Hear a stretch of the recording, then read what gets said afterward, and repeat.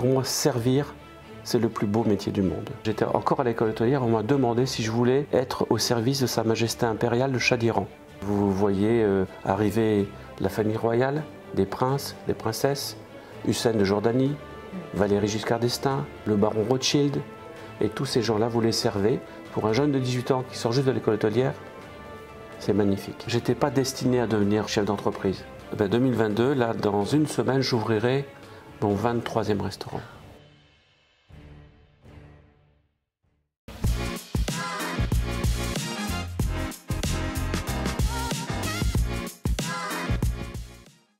Alors, j'ai le grand plaisir d'accueillir aujourd'hui Mario Piromali, qui fait partie des personnes pour moi très inspirantes. Je suis loin d'être la seule. Et je trouvais qu'il est toujours intéressant d'aller demander à ceux qui sont au cœur de l'entrepreneuriat, qui ont fait une carrière que les autres regardent, que les autres admirent, qu'ils commentent en tout cas. On ne peut pas faire l'unanimité, mais ce qui compte, c'est de faire les choses qu'on aime, de les faire à la manière qui nous semble la plus juste. Et je tenais à poser quelques questions à Mario Piromali. Alors que vous soyez entrepreneur, étudiant, que vous rêviez d'une vie emplie de sens, en tout cas, je pense que vous allez beaucoup apprécier cette interview. On fait ça naturellement. Le but, c'est que ça soit un message qui arrive, qui vous marque, que ça crée un déclic. Et puis du coup, on va parler aussi aux étudiants de Rennes School of Business. Et on va revenir sur ce que vous pensez être un profil irrésistible. Alors ça, c'est une question un peu particulière.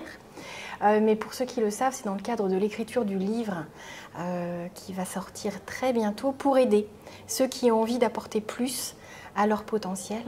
Et donc votre regard, je suis très curieuse de le découvrir. Alors, est-ce que vous pouvez revenir sur votre parcours, sur quelques années en arrière et sur là où vous en êtes aujourd'hui? Alors, quelques années en arrière, vous êtes gentil, hein, parce que j'ai 62 ans. D'accord. Donc, s'il faut reparler un petit peu de mes études, de mon enfance, faut reculer un petit peu plus lointain. D'abord, je viens de l'Est de la France. Je suis né dans une famille de 11 frères et sœurs, de parents immigrés. Mon père était mineur de fonds et ma maman s'occupait des 11 enfants. Vous imaginez ce que ça peut être. Oui. J'ai fait l'école hôtelière à Strasbourg, dans laquelle j'ai beaucoup appris. Malheureusement, je suis resté que 2 ans. J'ai fait un BEP, option restaurant, très exactement, où j'ai appris à servir les gens. Et ce mot servir est très important pour moi en tous les cas, parce que servir, ça a inspiré toute ma vie, quoi. Je voudrais vous dire, je ne sais pas trop de quoi on va parler exactement, mais pour moi, servir, c'est le plus beau métier du monde. Quel que soit le métier dans lequel on est, mais servir à quelqu'un, c'est beau. C'est le plus beau métier du monde.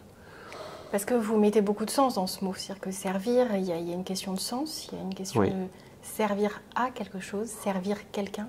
Oui, c'est l'utilité que l'on a pour les autres. Parce qu'on n'est pas tout seul sur Terre. Se servir, c'est facile. Oui. Se servir, c'est merveilleux. Mais servir à quelqu'un, servir à quelque chose, servir à une communauté, servir à une entreprise, ça commence à avoir du sens, en tous les cas pour moi. Donc, même si, dans mon cas, j'ai fait l'école hôtelière et on pense tout de suite restauration, mais il faut regarder ça un petit peu plus largement et penser à, mais pourquoi je suis là? Qu'est-ce que j'ai à faire là-dedans? Qu'est-ce que je peux apporter de plus? Quelles que soient mes origines, quels que soient mes diplômes, quel que soit tout ce que je sais, mais qu'est-ce que je peux apporter de plus? Donc servir, c'est important. Et ça, c'est quelque chose que vous aviez en tête très jeune déjà? Je m'en suis rendu compte au fil de l'eau, tranquillement. Je ne suis pas né avec ça en tête, certainement, mais je me suis très très vite aperçu que j'étais attiré par le fait de vouloir servir les autres d'abord, rendre service. Oui.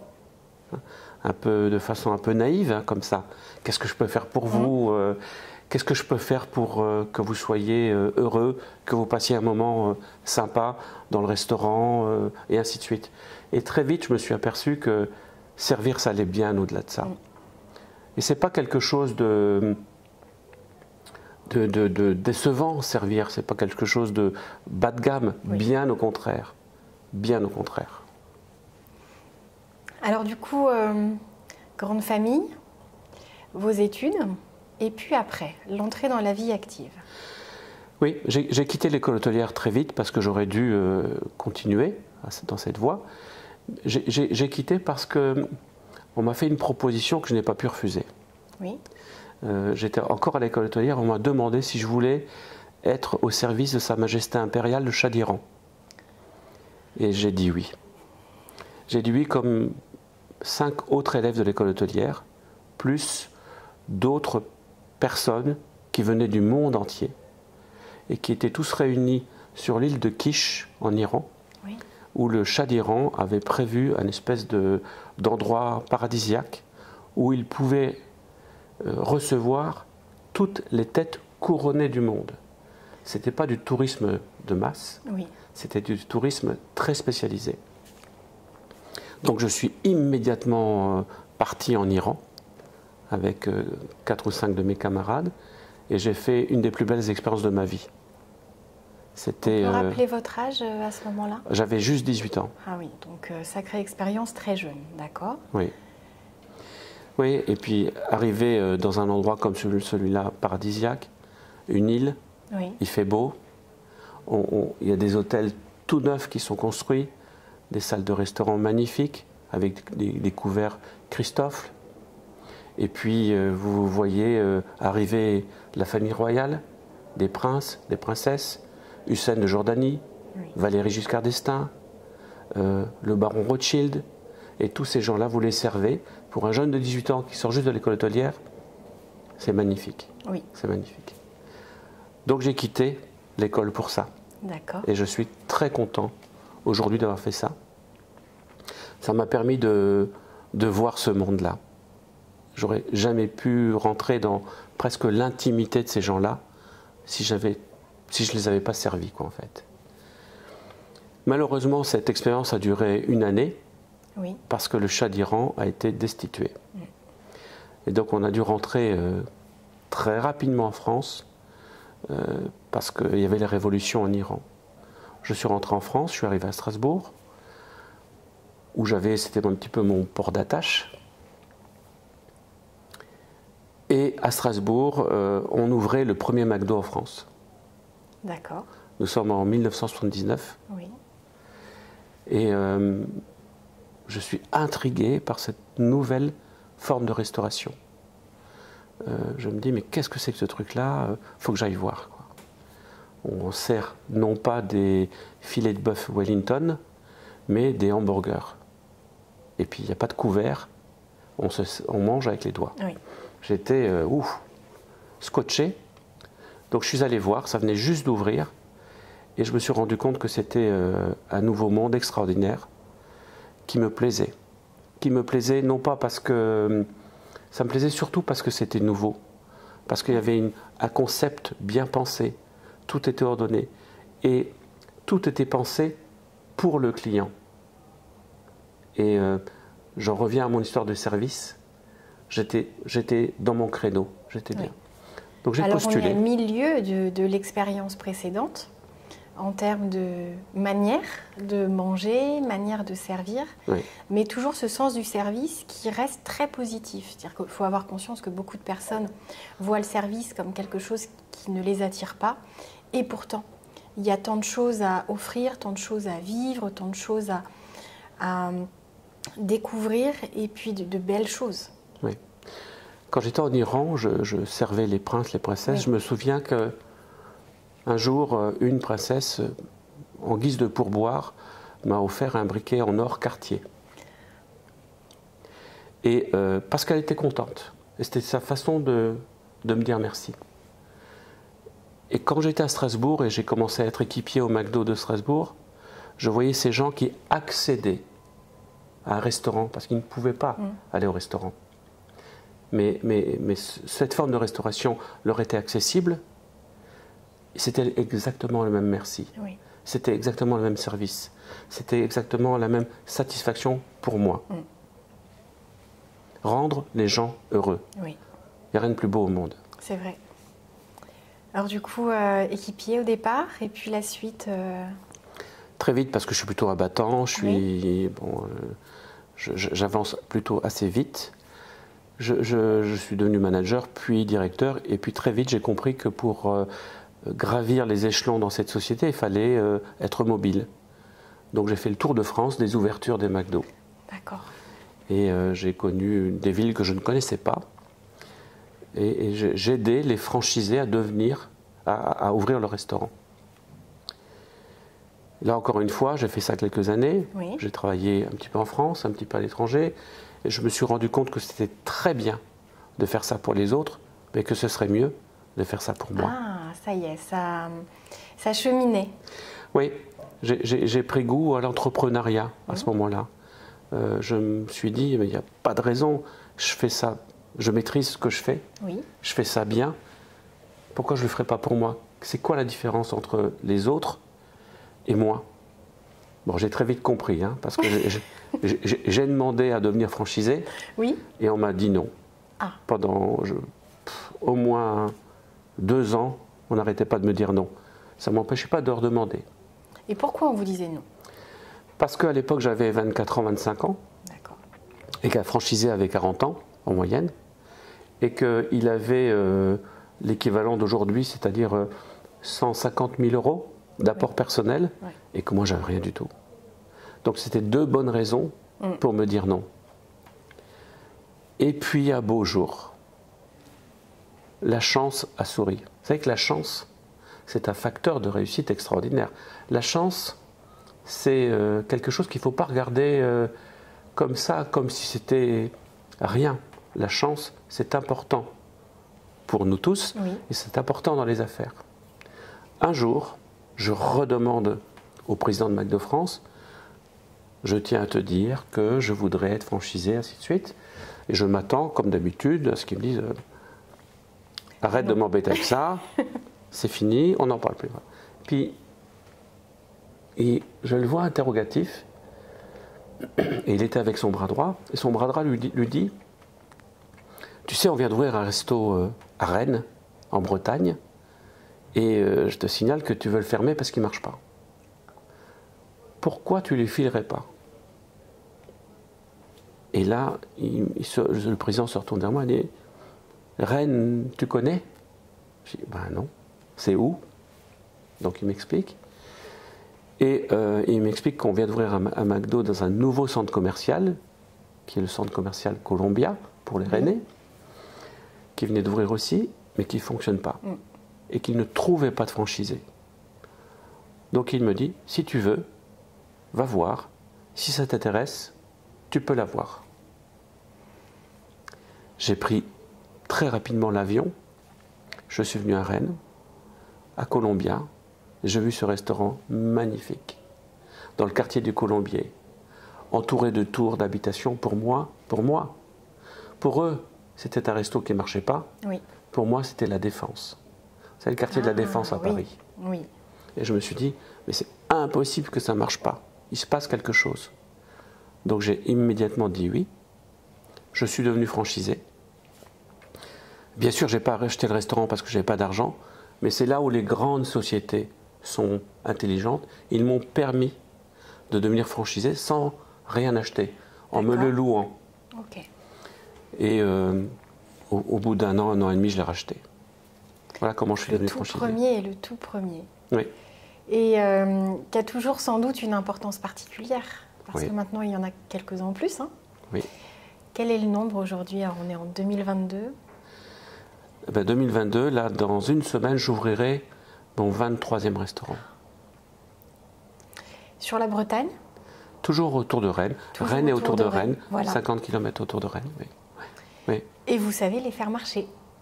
C'est mon métier, c'est ma vie. C'est ça. C'est ça ma vie. Oui. Alors on en a parlé un petit peu en off avant de commencer l'interview. Vous me dites c'est mon métier, c'est ma vie, c'est votre passion aussi parce que vous considérez que vous ne travaillez pas.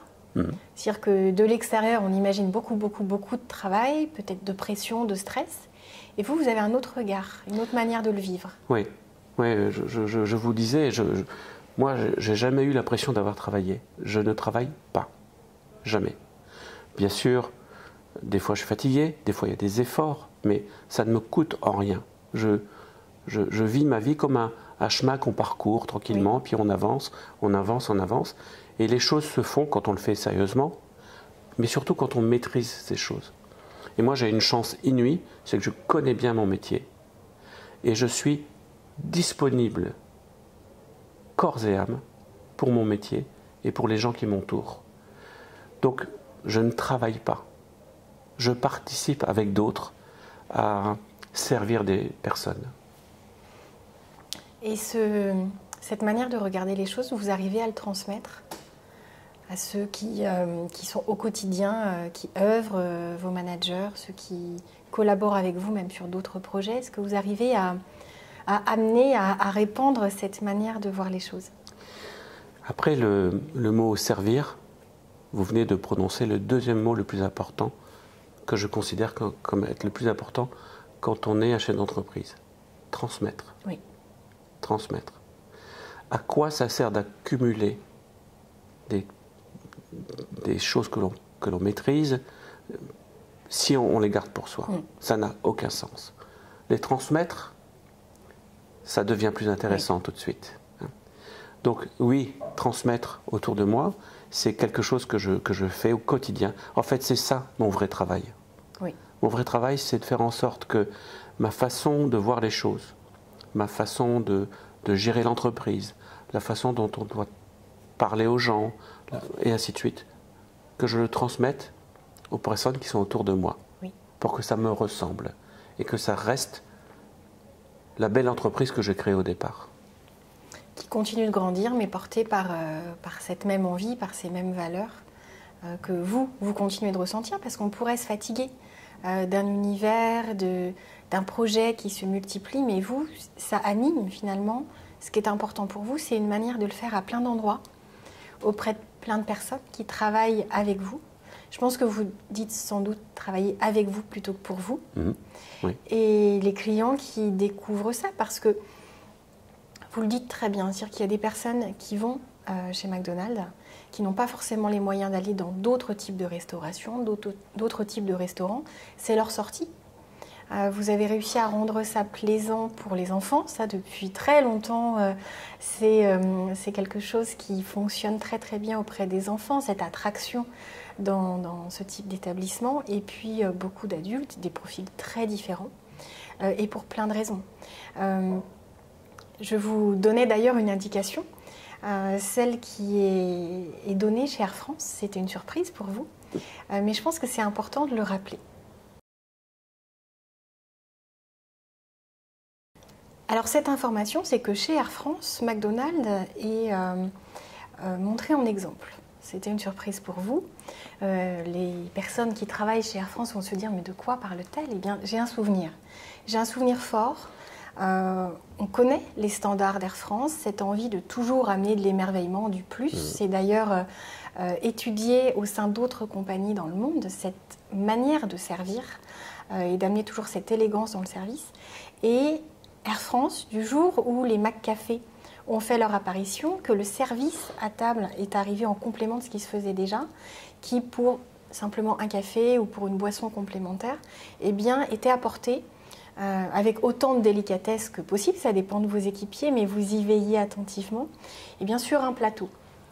Et pour qu'Air France, avec ses standards, prenne en exemple McDonald's, je trouve que c'est une magnifique victoire. Parce que ce qui est dit, c'est si McDonald's a fait monter le standard, Air France doit le maintenir. Et Air France doit aussi amener chaque café, chaque verre à un passager, à un client, avec cette même élégance, sans jamais apporter un verre de main à la main, parce que dans les codes, ça doit vous rappeler des souvenirs dans l'hôtellerie. Ça n'est pas ce qui est promu.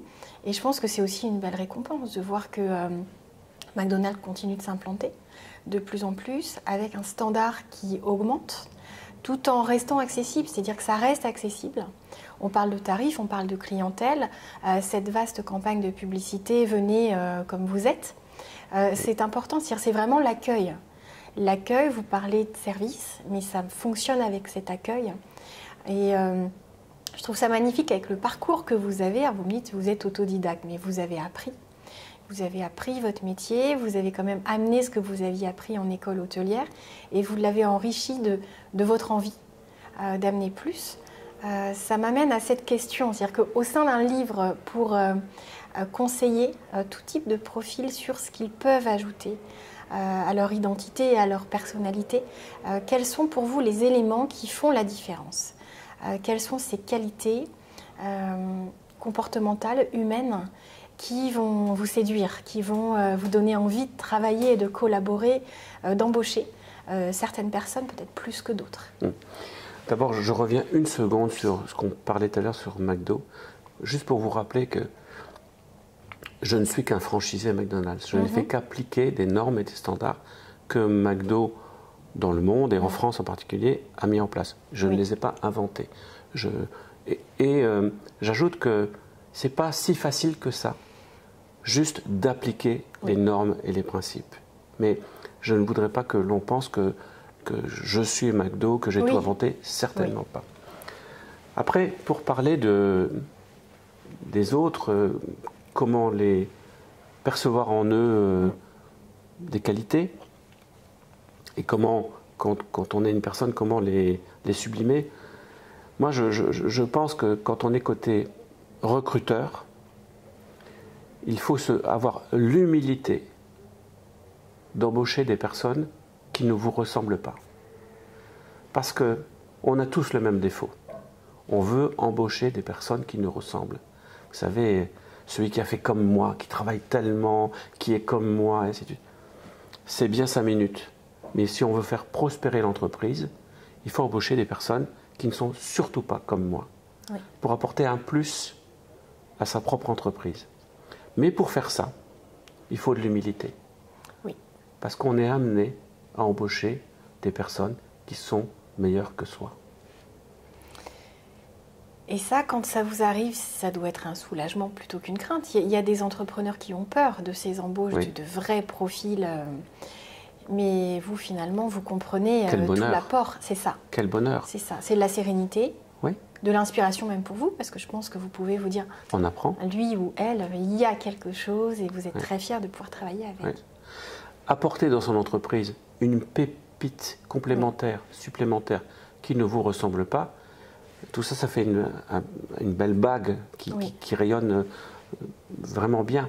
Je pense que c'est vraiment un atout que de savoir recruter des personnes qui ne vous ressemblent pas et qui amèneront quelque chose de plus, de mieux que vous-même. Après, il faut savoir gérer ces personnes. Et là, encore une fois, je pense qu'il faut des qualités humaines toutes simples. S'intéresser aux autres. Qu'est-ce qui peut bien vous intéresser? Comment vous réfléchissez? Comment vous voyez les choses? Il faut que j'ai pour vous une certaine empathie pour que l'on puisse travailler ensemble, communiquer ensemble pour le bien de l'entreprise. Donc l'empathie, c'est une qualité managériale primordiale. Ne pas s'intéresser aux autres, c'est juste impossible dans le management. Je pense que pour que les autres donnent le meilleur d'eux-mêmes, il faut qu'on s'intéresse à eux. C'est ça. C'est pas plus compliqué que ça. Alors, s'intéresser aux autres, être humble, ça ne veut pas dire tout laisser faire. Ça ne veut pas dire se mettre en dessous des autres. Non, bien au contraire. Il faut en face de ça de l'exigence, garder l'esprit de son entreprise, l'imposer s'il le faut, l'expliquer, mais savoir écouter l'autre quand il dit quelque chose de plus intéressant que vous. Oui. Alors c'est très inspirant parce que ça rejoint toujours ce côté on avance ensemble avec des profils complémentaires. On a besoin pour manager, pas simplement de théorie, de belles méthodes qu'on peut apprendre, c'est l'enseignement de la vie, c'est ce que vous avez appris, vous avez dû observer beaucoup. Déjà quand vous entendiez des noms avant d'avoir ce fameux oui pour le premier établissement. Et du coup, ces profils, ces carrières, parce qu'il y a beaucoup de personnes qui font carrière maintenant. Quelle carrière est-il possible de faire chez McDonald's? Parce qu'on entend beaucoup parler quand il y a des campagnes de recrutement. Quelqu'un qui, par exemple, sort d'une école de commerce, alors on peut parler d'une école que vous connaissez, Rennes School of Business, quelle carrière peut-il espérer au sein du réseau McDonald's? Si on sort de l'ESC Rennes, ou d'ailleurs, on peut faire plusieurs métiers chez McDonald's. Des métiers dans le management, des métiers dans le marketing, des métiers dans les achats. Enfin, c'est une entreprise tellement vaste qui offre beaucoup de possibilités. En tous les cas, on peut, la carrière classique, c'est dans l'opérationnel, être manager, directeur, superviseur, directeur d'un marché, directeur d'une région, devenir franchisé. Enfin, toutes les carrières sont ouvertes pour toutes les personnes qui ont envie. Juste envie. Donc, comme dans d'autres métiers, j'imagine. Donc, le monde appartient à ceux qui ont envie, en fait. Peu importe le métier, peu importe la boîte, peu importe l'enseigne. Si vous avez envie, le monde vous appartient. Et si vous vous mettez pas trop de barrières, mais des bonnes barrières, mais pas n'importe quelles, je pense que le monde vous appartient. Et puis le monde est tout petit. Enfin, vous le savez bien. Aujourd'hui, le monde est minuscule. Donc il y a beaucoup de choses à faire aujourd'hui quand on a l'envie. Et je pensais à ça quand vous me faisiez penser à mes débuts, la persévérance. Vous savez, persévérer. On vous dit non. Si vous savez que vous avez raison, vous continuez. Persévérer. Convaincre les autres. La persévérance, c'est l'arme du pauvre. C'est celui qui n'a plus rien. Il lui reste qu'une seule chose, c'est persévérer. Donc il va réussir, forcément. Alors c'est sans doute des conseils que vous donnez au sein d'Yao. Oui, je pense. Parce qu'on a parlé de McDonald's, mais il y a Yao aussi, qui occupe une bonne partie, qui fait partie de l'un de vos métiers, on en parlait. Votre vie est riche de plein de métiers, de plein d'aventures. Je pense que c'est une vie que vous n'auriez pas imaginée au départ, ou est-ce que vous vous étiez projeté comme ça en vous disant j'ai zéro limite et je vais peut-être faire des choses incroyables? Est-ce qu'il y avait cette envie de faire quelque chose d'incroyable, ou est-ce que c'est une suite d'opportunités? Je pense qu'il y avait sans doute de l'envie, mais il n'y avait rien de programmé. D'accord. La seule envie que j'avais, c'est servir. Ça, je le sais, ça. J'ai toujours su pratiquement, mais je n'ai pas programmé toutes ces choses-là, c'est pas vrai. Yao, c'est une aventure extraordinaire. Et j'en viens au mot qu'on a utilisé tout à l'heure, c'est transmettre. Oui, tout à fait. Yao, c'est la traduction, de mon point de vue, parfaite de la transmission. C'est rendre aux autres ce que j'ai reçu. Moi, je n'étais pas destiné à devenir chef d'entreprise. Un jour, McDo a eu un regard bienveillant sur moi. Bien sûr, ils étaient contents de me trouver, mais ça aurait pu être quelqu'un d'autre. Donc, ils m'ont tendu la main. Et je suis devenu franchisé McDo. Regardez autour de vous, regardez peut-être dans votre vie, à un jour, à un moment, quelqu'un vous a dit quelque chose, fait quelque chose, qui vous a peut-être pas servi tout de suite, mais à un moment, ça vous a servi. Un professeur à l'école qui vous a dit un truc, qui vous a marqué, qui ressort quelques années plus tard. Nous laissons des traces autour de nous. Et si ces traces sont des bonnes traces, bienveillantes, où on a envie de rendre à l'autre, elles peuvent servir, elles peuvent faire une belle vie à quelqu'un d'autre, transmettre généreusement, transmettre gratuitement ce que l'on sait, ce que l'on a acquis aux autres, comme ça, sur un plateau, comme à Air France. Eh bien, c'est devenir un chef d'entreprise accompli. Vous savez, La vie d'un chef d'entreprise, c'est souvent la même. D'abord, on veut monter sa boîte. Alors on est vaillant, on est fier, on y va, on ne se paye pas. Oui. Parce qu'il faut faire monter la boîte. On a beaucoup de galères et on les surmonte. Chef d'entreprise, c'est la gestion de l'imprévisible. Vous savez, tous les jours, il y a quelque chose d'autre qu'on n'avait pas imaginé. Oui. Donc il faut être souple dans sa tête pour gérer ce qu'on n'avait pas prévu. Donc il y a cette première partie où il vaut mieux être encore vert pour le faire parce qu'il faut y aller. Il y a la deuxième partie où ça commence à aller un petit peu mieux. Les choses se stabilisent, l'entreprise prend forme, prend sa place dans la société, elle existe enfin. On l'appelle, on fait appel à vous. On a un peu de fierté là, tranquillement, on se dit que ça sent bon, ça sent bon. Et puis après ça va très très bien. Alors là, on s'achète la nouvelle voiture, on s'achète une maison, un appartement, on commence à s'installer. Et après, pour d'autres, c'est la multiplication des entreprises. Oui. J'ai tellement bien réussi dans celle-là, il faut que je continue à réussir avec d'autres. Et au bout d'un moment, on se dit, bon ok, j'ai ouvert 2 boîtes, puis 3 boîtes, puis 5 boîtes, et alors? Puis 6 boîtes, et alors? À un moment, on se pose d'autres questions. On se dit, à quoi ça sert tout ça? Bien sûr, je suis content. Bien sûr, j'ai de la satisfaction. Bien sûr, financièrement, tout va bien. Mais tout ça, ça a des limites. La seule chose qui n'a pas de limite, c'est la transmission.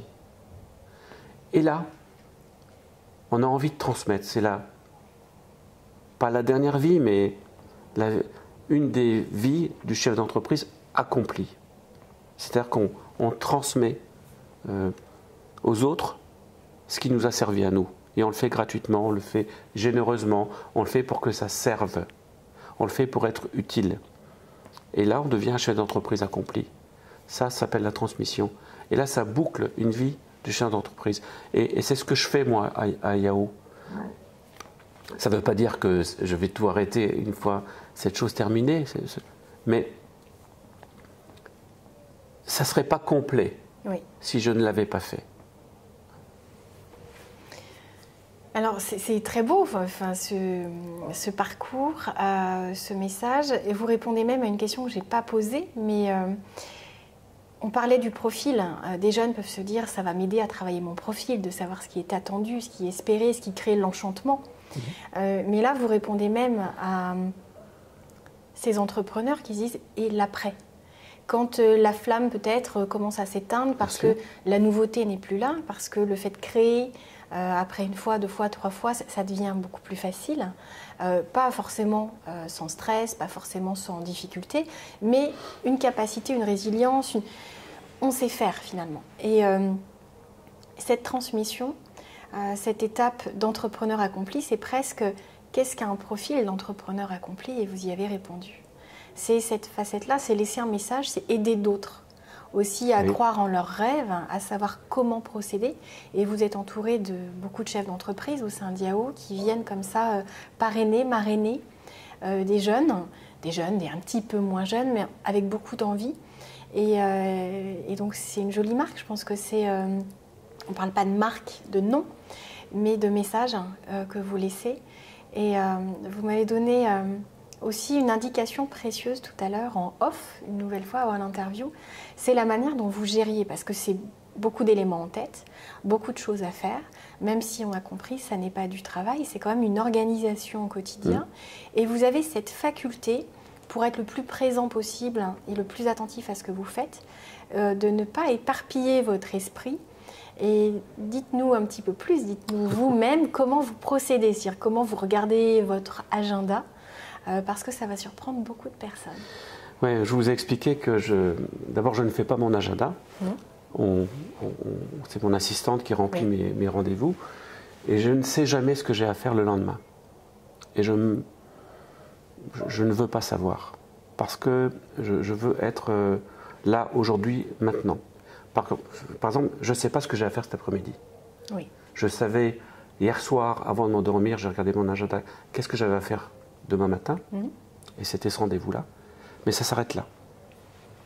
L'idée, c'est d'être là, maintenant, tout de suite, et de ne pas me polluer la tête avec toutes ces choses que je fais, parce que j'en fais peut-être un peu trop, un peu beaucoup, dans plusieurs métiers. Et si je mélange tout ça, ça ne va pas le faire. Et j'ai une responsabilité de chef d'entreprise d'être là, ici et maintenant, Oui. pour mon entreprise et pour les salariés qui travaillent. Donc, je dois faire attention à ça. Et donc, je me balade souvent de restaurant en restaurant, sans rendez-vous. Je sais jamais où je vais. Je me laisse guider par mon instinct, en fait. Et c'est en rencontrant les restaurants, les clients, les salariés, que se peaufine la prochaine heure de travail, en fait.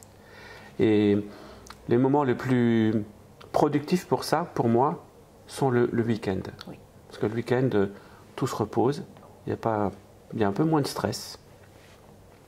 Et je parle avec les personnes qui sont autour de moi, mes collaborateurs, on boit un café ensemble et on travaille 10 fois plus qu'en semaine. Donc voilà, je n'ai pas de recette miracle là-dessus, mais ma façon de faire, elle peut paraître un peu désorganisée comme ça, mais elle ne l'est pas du tout. En fait, rien ne m'échappe, mais rien ne se colle à moi. Oui. Je reste libre. C'est très important pour moi d'être libre dans ma tête. Libre pour pouvoir être ouvert à tout. Libre pour pouvoir bien faire. Et pas attaché à quelque chose qui m'empêcherait de mal faire parce que je suis attaché. Non, non. Je veux rester libre. J'ai envie de terminer l'interview sur ce très beau message, mais j'ai une petite habitude, je pose des questions, on répond du tac au tac. Essayez de réfléchir le moins possible. C'est pas difficile, ça.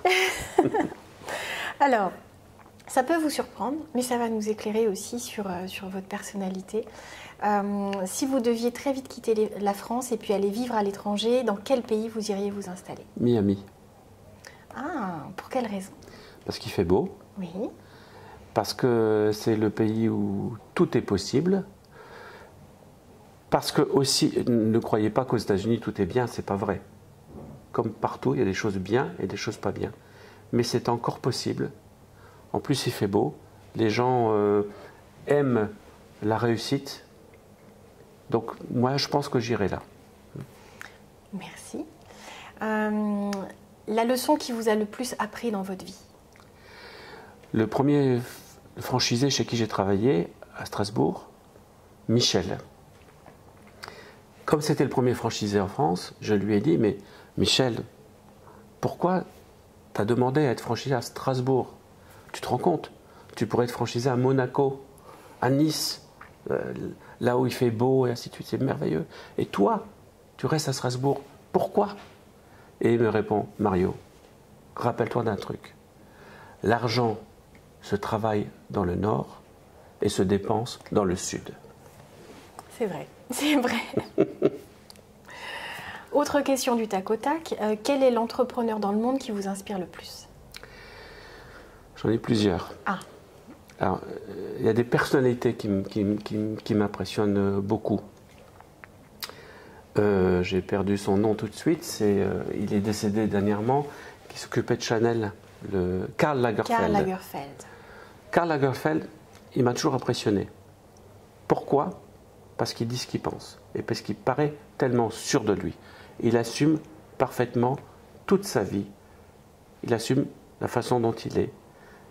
Et quand il fait un dessin, c'est un dessin juste. Donc, moi, il m'a toujours impressionné, cet homme-là. Après, ça peut être des personnes que vous ne connaissez pas qui m'ont beaucoup impressionné. Des gens qui disent des choses pleines de sens. Et j'en ai pas qui viennent en tête, sauf Karl Lagerfeld, là, tout de suite. D'accord.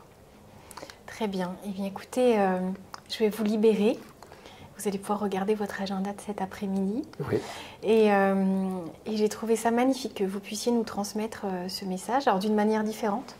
Je suis rennaise, très attachée à la Bretagne. Et je trouvais ça important de laisser la parole à des entrepreneurs qui, ici, inspirent énormément. Heureusement, pas qu'en Bretagne, mais ce côté humain que vous ajoutez à la réussite. Chacun sa définition de la réussite, chacun sa définition du bonheur. Vous savez que c'est mon cheval de bataille. Et j'adore partager des moments comme celui qu'on vient de vivre. Donc merci beaucoup pour le temps accordé, merci pour les messages transmis. Bravo aussi de réussir à parler aussi bien à des jeunes. On a parlé de Rennes School of Business. Il y a beaucoup d'autres personnes qui vont se retrouver aussi dans les conseils prodigués, des entrepreneurs aussi, des jeunes, des moins jeunes, qui peuvent aussi se remettre en question et ajouter plus à leur profil tout en restant authentiques, tout en restant eux-mêmes. Et merci de le faire si bien. C'est moi qui vous remercie de prêter un tout petit peu d'attention sur ma petite personne. Je serais juste content si ça sert à quelqu'un, ce qu'on vient de se dire aujourd'hui. Ça serait ma récompense. Merci beaucoup. Merci.